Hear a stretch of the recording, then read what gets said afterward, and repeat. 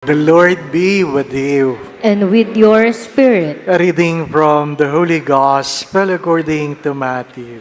Glory to you, O Lord.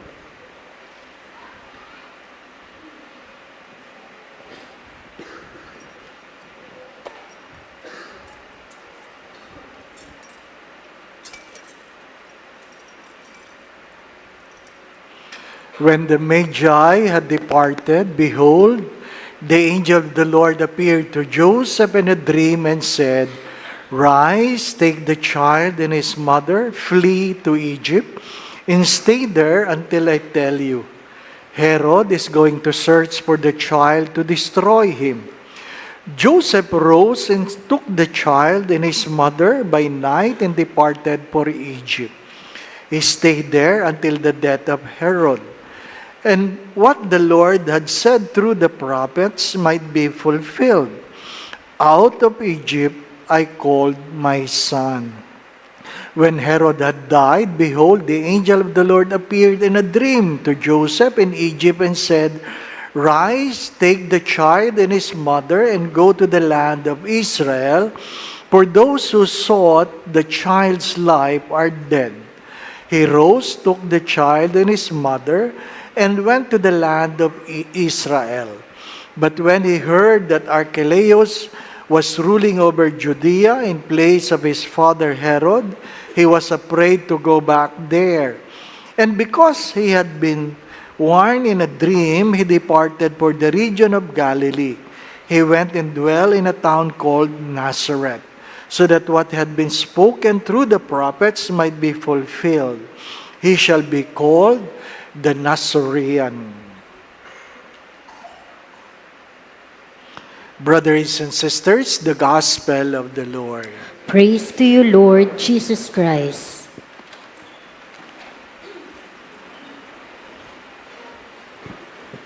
Pasko pa. Merry Christmas.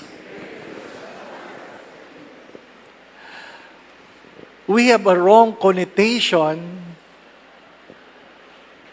in thinking that holy doesn't mean no problem. Sometimes we think holiness as perfect. There's a book in the olden times, the title of the book, The Defects of the Saints. The Defects of the Saints. Yung mga santo, may depekto. Ano po? Nakasulat doon kung sino santo, anong kanilang mga kapulaan, para ipaalala na sila ay hindi santo dahil sila ay perpekto, kundi tinanggap nila ang kanilang kahinaan at yun ang naging dahilan, naging daan tungo sa kailang kabanalan. Ano po? So when we talk about Holy Family, we should remove the notions that they are not having problems. Can you imagine you have a husband who dreams a lot? Ha? Ang asawa mo walang ginawa kundi managinip. Hindi po ba? Si Joseph, tuwing nananaginip, umalis ka dyan. Nananaginip, lumipat ka. Ang hirap nung ganun, ano po? Para gusto mo sabihin sa asawa mo, pwede ba huwag ka na lang matulog? Di po ba? Ano? Ang mga panaginip, dalhin mo ang iyong pamilya sa Egypt. If you Google it, ano po? From Bethlehem to Egypt by bus. By bus, that is 9 hours. 9 hours. Ano po? Kaya pag ako'y nagpipilgrimage, hindi ko na sinasabang Egypt. Ano po? Ang sakit sa puwet. Ano po? Ha? Pero hindi ko kayo pinagbabawalan. Ano po? Sa border pa lang yun. Wala pa yung Cairo. Ano po? But if you go to Cairo, you will find the house where the Holy Family stayed. Ano po? There's a house in Cairo within the church where the Holy Family stayed. Ano po? Hindi ibig sabihin walang problema. Anong problema nila sa Egypt? You know that Joseph, we know it's a carpenter, but if you look at the history, you study it, the word that was used as a title of Joseph is not a carpenter, but a tekton. What is a tekton? Someone who works with a wood and a stone. Pag karpintero, kahoy lang. Ano po? Pag bato, mason. Di po ba? Ano? Ibig sabihin ng tekton, ayon sa pag-aaral, kontratista. Contractor. Ano po? So, yung ibig sabihin ng tekton. Ngayon, mula sa sarili mong bayan, pinapunta ka sa ibang bayan, ikaw ay dayuhan, sa palagay mo makakakuha ka ng trabaho doon? Kahit ang pamilya mo ay tinuring na banal na mag-anak, hindi assurance na makakakuha ka ng trabaho. Kaya mahalaga yung alay ng isang pantas na ginto. Yung ginto, hindi lang nagpapahayag na si Jesus ay hari, kundi ginamit yan para makaraos. May taguyod ang pamilya sa bayan na hindi iyo. Ano po? Mahalaga yon. Hindi ibig sabihin ikaw ay banal, wala kang problema. Ano sinasabi ko? Pag wala kang problema, baka ikaw ang problema. Ano pa? Mahirap yon. Mahalaga na tanggapin natin na ang Diyos ay kumikilos sa gitna ng ating mga problema. At hinuhubog ng Diyos ang ating mga pagkatao ayon sa ating mga problema. Ang mahalaga, sabi nga sa ikalawang pagbasa ay tayo ay nagdadasal at ang ating mga ginagawa ay nakaugat sa pagmamahal. Nakaugat sa pagmamahal. Palagi ko yung sinasabi, hindi lahat na nagtitiis, nagmamahal, pero yung mga nagmamahal, marunong magtiis. Hindi lahat na nagbibigay, nagmamahal, pero yung mga nagmamahal, marunong magbigay. Hindi lahat na naglilingkod, nagmamahal, pero yung mga nagmamahal, marunong maglingkod. Mahalaga yon. Hindi lahat na nagpapasensya, nagmamahal. Hindi po ba, Pero kung marunong kang magmahal, meron kang mahabang pasensya. Mahalaga ano ang dahilan kung bakit mo ginagawa ang iyong ginagawa. Sapagkat hindi lahat ng gumagawa ng mabuti, tama ang dahilan. Huwag niyong kakalimutan yan.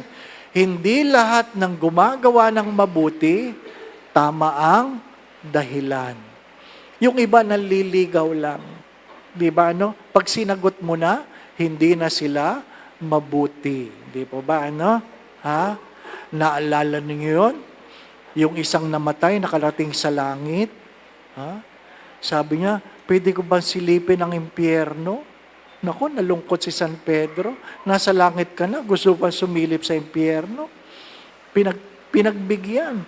Pagdating sa impyerno, hindi pa siya lumalapit sa pinto. Bumukas na ang pinto. May banda. Dan. Ay, ang saya. Tapos, may mga magagandang babae daw na nagsasabit ng bulaklak. Ay! Tapos, siya daw ay pinapalakpakan. Tapos, maraming masasarap na pagkain. Ay, ang saya-saya. Sabi niya kay Satanas, pwede ba dito na lang ako? Sabi, hindi. Nakikiraan ka lang. Sabi niya, balik ako kay San Pedro. Naku, nakiusap siya. Sabi niya, sa impyerno na lang ako. Sa langit, walang ginawa kundi patalon-talon sa ulap.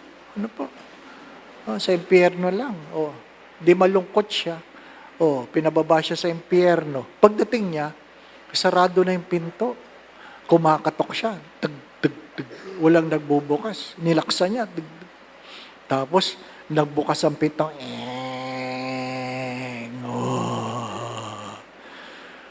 Wala na yung banda, madilim na, wala na yung magaganda, wala nang pagkain. At winelcome siya ni Satanas, welcome. Sabi niya, bakit kanina, nung dumating ako, ang saya-saya. Ano sabi ni Satanas? Ganyan talaga pag nangangampanya. Mag-iingat kayo sa nangangampanya. Ano po? Palagi maganda sinasabi niyan, panay ang ayuda. Ano po? Ha? Ganun ang impyerno. Gusto natin masaya. Hindi natin alam kung saan patutong ang ating daan. Hindi pwedeng ginagawa mo lang ang tama pero mali ang dahilan.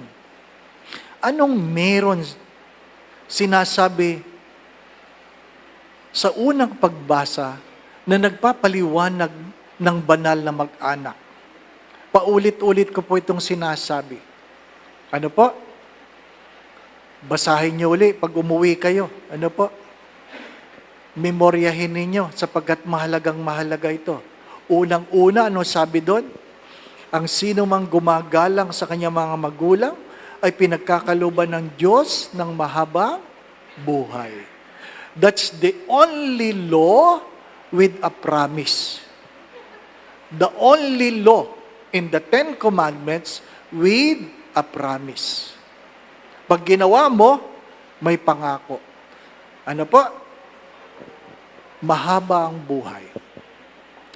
Ngayon, pag minahal mo ang iyong ina, ano sabi doon? Nag-iimpo ka para sa iyong kinabukasan. You are saving treasure for your future. Ibig sabihin, pag minahal mo ang iyong nanay, hindi ka maghihikahos sa buhay. Ano ibig sabihin nun? Yayaman ka ba? Hindi. Ang ibig sabihin nun, hindi ka maghihikahos, hindi ka maghihirap. Kasi pwede kang mayaman, pero naghihikahos. Mayaman ka, may pera ka, pero hirap ka sa buhay. Pwedeng hindi ka mayaman, pero sapat ang iyong kinikita. Hindi ka nagkakasakit, wala kang problema, di po ba? Mahalaga yun. Hindi, sinabi ba doon na perpekto ang nanay mo, mabait ang nanay mo? Hindi. Ang sabi doon, nanay. Ngayon, ang sino mang gumagalang sa ama ay parang nagbabayad na ng kanyang pagkakautang. Anong ibig sabihin nun? Nang iyong kasalanan, habang ginagalang mo ang iyong ama, ay binabayaran mo na. Binabayaran mo na. Ano ibig sabihin nun? Kaya nga tayo mayroong indulgence. Ang indulgence ay that you is spared from the suffering in this world. Ano po? Kasi lahat ng utang dapat bayaran. Pero kung ikaw ay nagmamahal sa iyong ama, you are spared from the suffering. At ang pangalawang mahalagang sinabi doon, ang sino mang gumagalang sa kanyang ama, ang panalangin ay dinidinig ng Diyos. Many of our prayers are not answered because many of us fail to respect our own Father. Mga minamahal na mga kapatid, walang perpektong tatay. Walang perpektong nanay dahil walang perpektong anak. Mahalaga yon. At dahil walang perpektong anak, hindi sila magiging perpektong magulang. Nakukuha po ninyo? Kung gusto nyo ng perpekto, pabinyagan nyo. Ang pangalan ay perpekto. Ang meron na lang perpekto ngayon, kung hindi pangalan, apelyedo. Di po ba ano? Mahalaga yun. Intindihin natin ng pagmamahal na hiningi sa atin ng Diyos ay hindi dahil perpekto, kundi dahil alam natin yan ang kautusan ng Diyos. Yan ang kautusan ng Diyos. Lahat nagkakamali. Lahat nagkakasala. Kaya nga kung mayroong pagmamahal, mayroong mahabang pasensya, at mayroong pagpapatawad. Merong pagpapatawad. Mahirap yung gusto natin. Sabi ko nga minsan, yung inanay na nangungumpisal, iyak ng iyak. Iyak ng iyak. Dahil sinasabihan siya ng kanyang anak, tanga. Sinasabihan siya ng kanyang anak, bobo. Sinasabihan siya ng kanyang anak na kung ano-anong mga pampupula, sinungaling. Ano po? Sabi ko, ba't ka iyak ng iyak? Sabi niya, kasi nung akong anak, sinabi ko rin yun sa nanay ko. Oh, yun pala naman eh. Di po ba? Ano sabi ni St. John Paul II? The road of the future is the road of the family. Kung ano man ang ginagawa niyo sa inyong pamilya, yan ang inyong kinabukasan. Magmadamot ka ngayon, pagmamadamutan ka bukas. Hello? Magmadamot ka ngayon. Yung iba may pera, pero madamot. Di po ba, no? Mabuti sana kung wala. Pag kayo'y madamot ngayon sa sarili niyong pamilya, pagdating ng araw, kahit gaano kayo kayaman, pagmamadumutan kayo. Ang pinakamahirap nun, kung kailan kayo nangangailangan, saka kayo walang-wala. Bakit? Dahil yun ang kautusan. Kung anong yun tinanim, siyang iyong aanihin. Alam natin yun. Alam natin yun. Ngayon, yung mga magulang, yung mga magulang, huwag nyo naman sabihin, makinig ka. Nadinig may sabi ni Father, igalang mo ako. Ayusin niyo ang buhay niyo, mga magulang. Ano po? Hindi porke sinabi kong igalang kayo. Ano? Yan ang sabi ng Diyos. Di po ba? Ano? Igalang mo ako. Pakainin mo ako kahit bawal. Kung matigas ang ulo, pakainin nyo na. Bigay nyo na lahat. Bigay nyo na. Ano sabi ko? Pag pinakain nyo na ng kahit ano, ibig sabihin dyan, malapit na yan. Ano po? Pag kayo hindi na pinagbabawalan ng anak ninyo, hindi kayo mahal. Pinapatay na kayo. Ano? At least ako nagsabi, di ba ba? Ano? Mamaya, pag kumain kayo, pag alam mong bawal ang leche plan, sabi, Ma, gusto mo leche plan? Ang ibig sabihin nun, malapit ka na. Ano po? Kasi gusto natin, ang pagmamahal, binibigay sa atin kung anong gusto natin. Hindi yung kung ano ang makakabuti sa atin. Di ba? Hindi madali ang maglakad simula Bethlehem hanggang Cairo. Yun ngang nakabus, hirap na hirap yung maglalakad pa. Di po ba? Ano? Sigurado ako. Yung donkey nagrereklamo. Di po ba? Ano? Sigurado ako. At sigurado akong nagrereklamo din si Jose at si Maria. Di po ba? Ano? Alam niyo ba, yung pag kayo naglalakbay na ang tagal-tagal, ang tanong lang palagi naman ay ano, malayo pa. Di ba ba? Ano? Malayo pa. Kaalis mo lang, malayo pa. Malayo pa. Di po ba? Ano? Ang hilig nyo, malayo pa. Malapit na. Malapit ka nang mamatay. Hindi po ba? Ano? Mga minamahal na mga kapatid, may kanya-kanya tayong bokasyon. Ano po? Pahabol lang. Ano po? Pwede bang itigil nyo ang tanong na ito? Mga magulang, pinsan, sino pa? Itigil nyo yung tanong na ito. Ano yung tanong? Yung tanong na kailan ka mag-aasawa. Tuwing magkikita lang, kailan ka mag-aasawa. Di ba? Bakit? Ikaw bang gagastos? Wala. Kailan ka mag-aasawa? Ikaw ba makikisama? Di ba? Naghahanap ka ng damay, di ba? Malungkot ka sa buhay mo may asawa, maghahanap ka ba ng damay? Mag-asawa ka rin, di ba?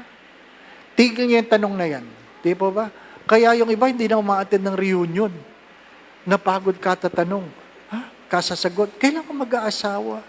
Taon-taon na lang, di ba? Ano? Kaya anong payo ko? Doon sa tinatanong, kailan ka mag-aasawa, may sagot doon.